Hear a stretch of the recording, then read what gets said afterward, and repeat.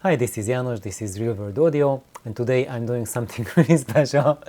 I will be recommending a video of mine to watch.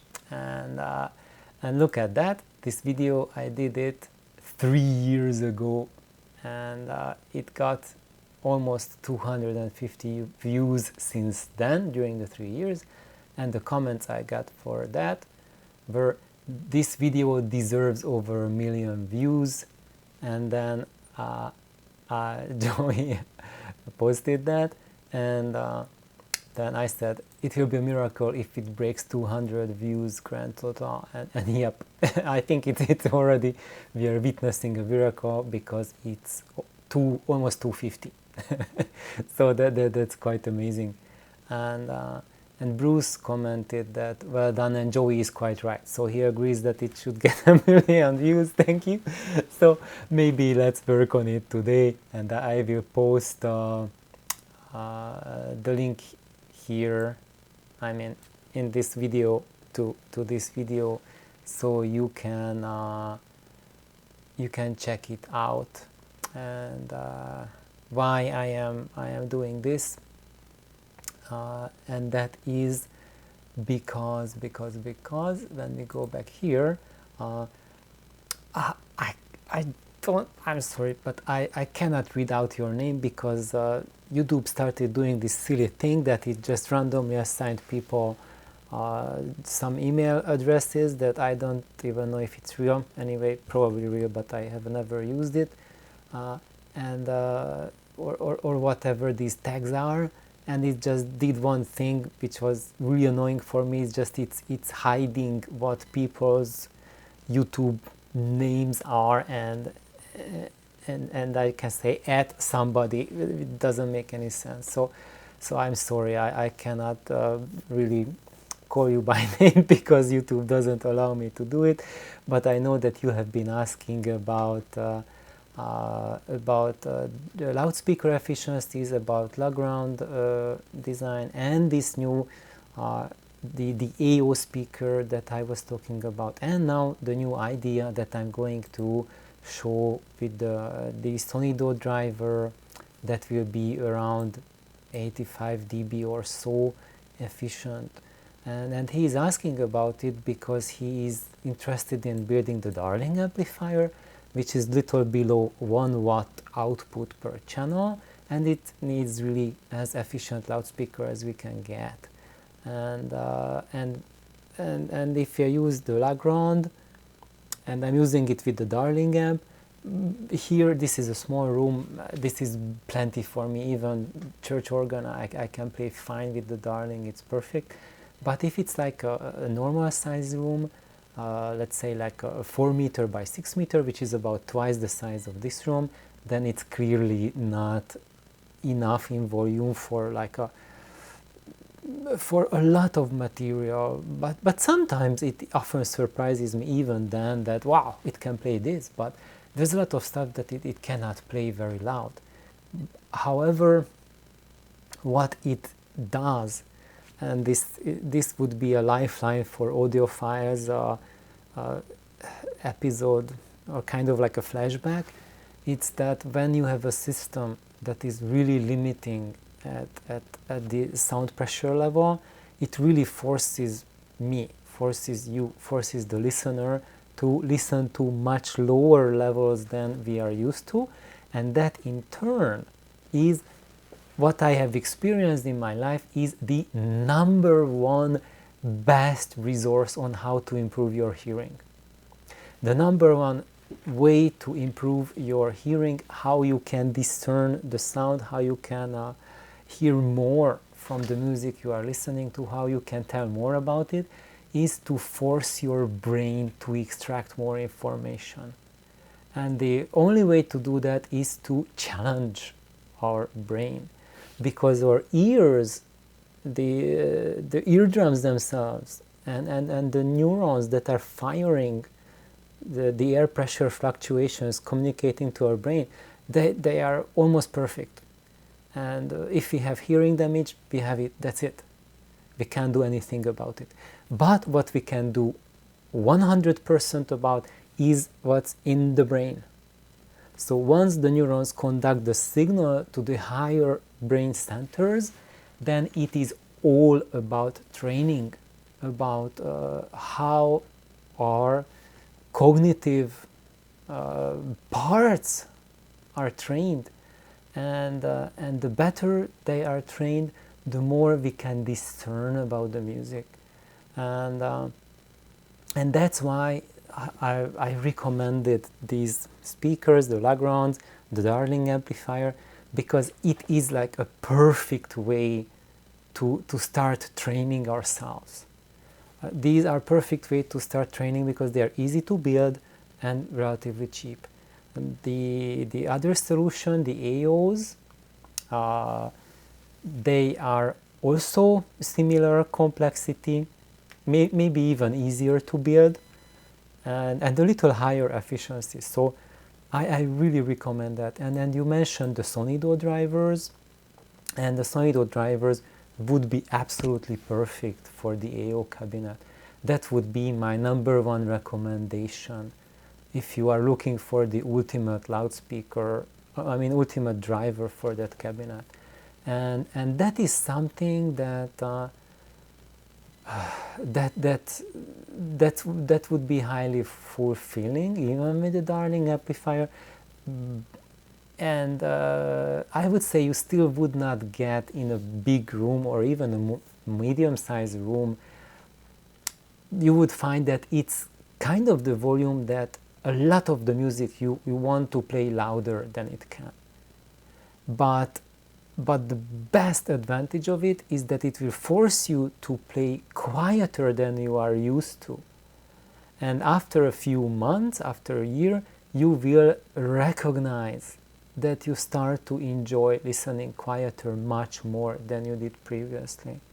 Also, there's another very important thing, that at these quieter levels, it plays much better than a traditional loudspeaker with a high power amplifier. If you want to listen it at that level, that will not cut the mustard. You will always turn the volume up, and you will never ever get your brains to start evolving your hearing. And audio is not just about building better audio gear, not just about getting more and more sophisticated gear.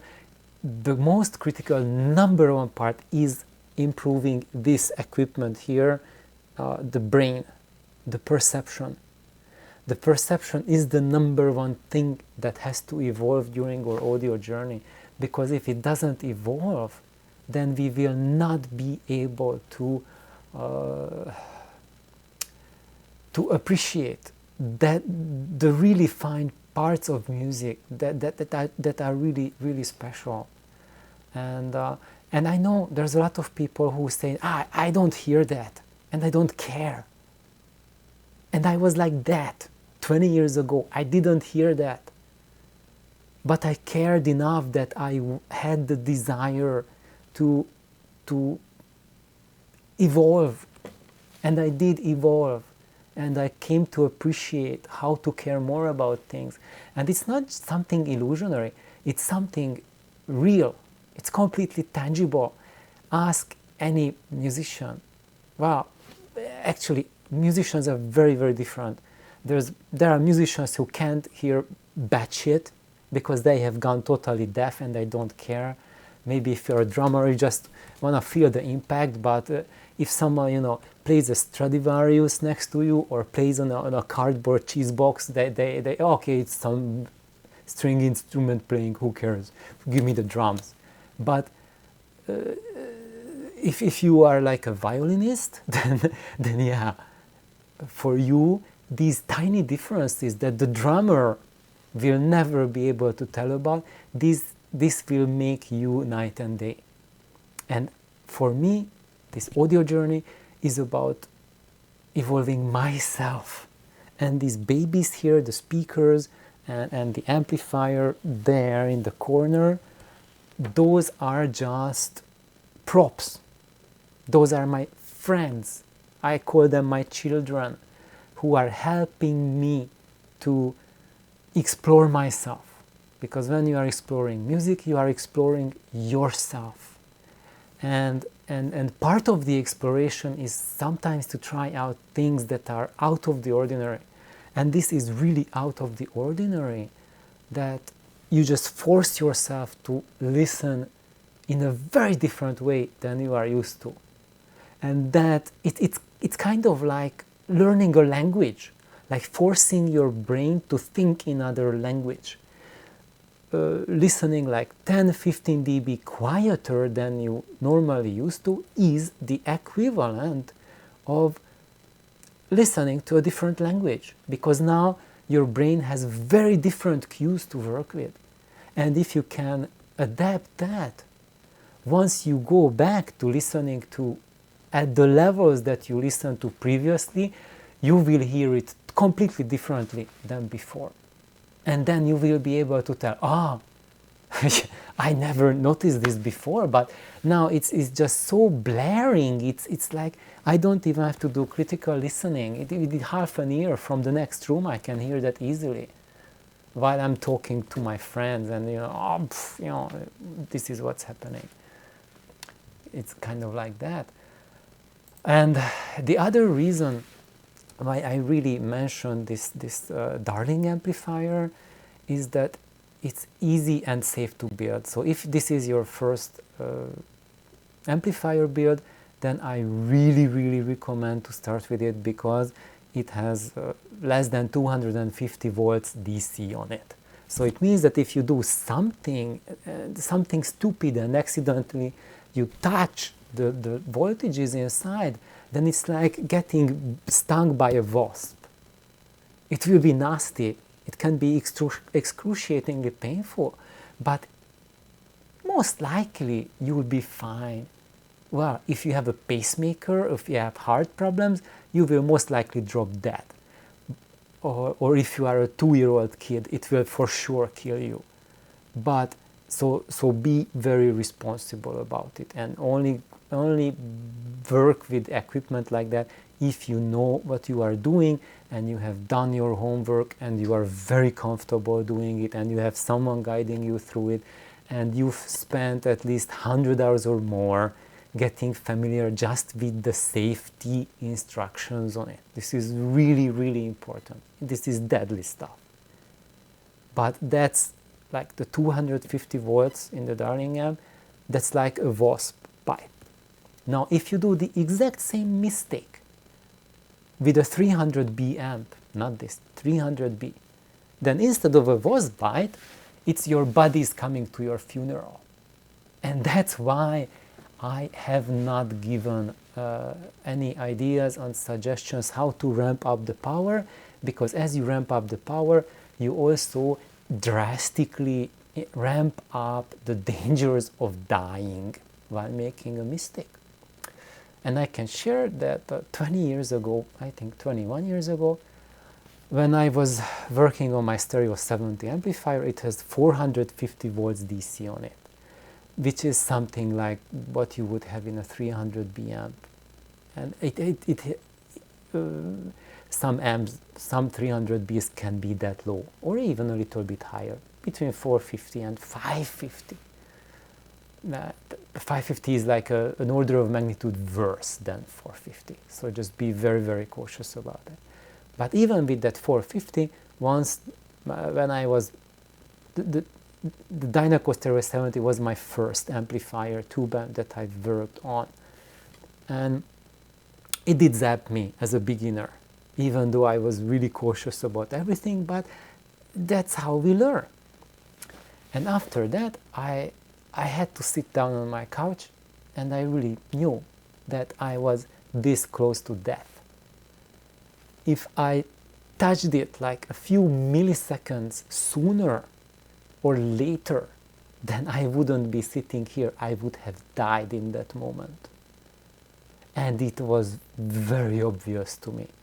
When it happens to you, you feel it, that you escape death by this much. And that's why it is so much more important that you focus on your safety and on your health even at the cost of adapting and adopting a different way of listening. And then you can have a fruitful life, get your learning experiences. Once you get that by the 250, you will be much more cautious. And it's kind of like sicknesses, like baby sicknesses, when children have diseases. And get through the childhood diseases in your childhood, and then you're done. And do not try these out as an adult. So it's kind of like you try to tame a bull. Try it on a bullocks first, like a tiny bull, a young bull, the small animal, like 100 kilograms, 200 pounds. Even that can kill you. But if you go for an adult, like a half a ton or a 2-ton size bull, you are dead for sure. Don't play around with the heavyweights. It's kind of like when you want to try boxing, try it in the kiddie ring first. Don't go for Mike Tyson in your first match, because he will kill you with one punch. So that's one thing. However, what I can say really is that the AO speakers that I have presented in the last couple of videos, I'm driving them with a modified Darling that is in that range that you are looking for, like between 2 to 4 watts. And yes, that is their sweet spot, their perfect spot, which they love. And yes, that has a little bit more extra power, extra SPL that you can listen to, that will keep us in the normal listening levels that we are used to, and it won't force you to change your habits to go quieter. One thing, initially, it will give you much more pleasure, because you won't have to be annoyed, I wish it could play a little louder. But if we persevere listening to lower levels, and you've been doing that for half a year, that becomes the new norm. And also it takes time for our brain to catch up, trying to dig out information from quieter sounds.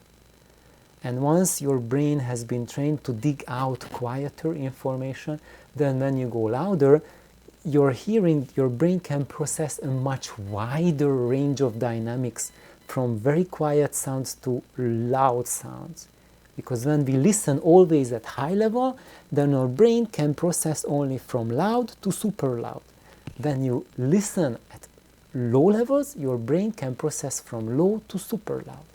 So, and also, what I have not told yet is that the Darling amplifier recommendation that I have can be easily modified to change it to change the power tube to the 807 tube, which will give you that between 2 to 4 watt range, and that's the next step. But I really recommend everyone to build a Darling amp.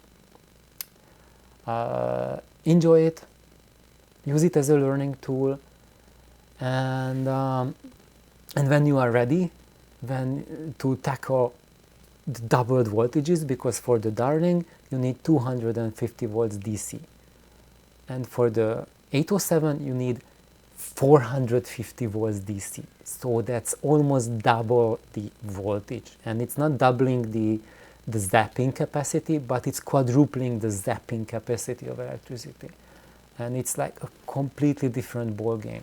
And I don't want to recommend anything like that as a beginner amplifier.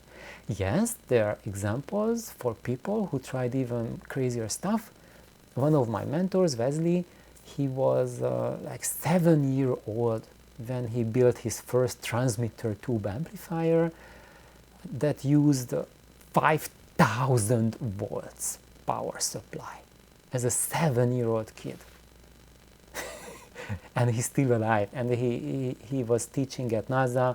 He's collaborating with Jet Propulsion Laboratories. So but he is a born genius.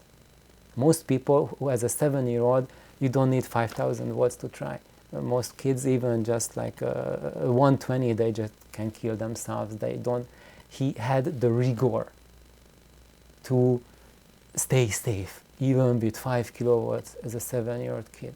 But today, most people, not even as adults, we aren't even safe from 400 watts. And it's just deadly. So that's why I'm just more than cautious about recommending anything like that as a first-time amplifier builder. If for those of you who are not first-time builders, who have been building for 10 years tube amp, like lower voltage tube amps for 10 years, then yeah, go for that, and I will share that. But if you're a beginner, then no. What I can recommend as a beginner is to double up the power tubes. So like parallel the power tubes. So instead of 1 per channel, use 2 per channel, and then you can get 1.5 watts per channel. So that's like double the output power. Still not that much, but it's quite a bit. It's twice as much than we had before, and it's noticeably a little bit more oomph and grunt to it. So anyway, let's now go back here to this video that supposedly deserves 1 million views, and it got about 200 in 3 years. Yeah. So anyway, so I was, before I made this video, I watched a couple minutes of it. I would, if I would redo it today, I would say a couple of things more differently. I kind of say it okay, I could make it somewhat better or even much better, but I think it gives a nice overview. There's a lot of things I would even debate myself about it, but generally it's okay, and you know, we can nitpick anything we want, and in general I'm giving you the picture here, and if you, and we can then dive into any bits and then go much wider and say why this is and why this isn't, because it depends on what are the conditions that anything can go this way or that way. Now this shows like some differences between low efficiency through ultra high efficiency speakers, what are the challenges with them, and just kind of like 40 minutes of a lot of fun. So thank you, team, for being here, and please watch this video and you will learn a lot. And Joey and Bruce both said that it deserves 1 million views, and maybe try it out and let me know what you think. Thank you for being here, and have an amazing day. Bye bye.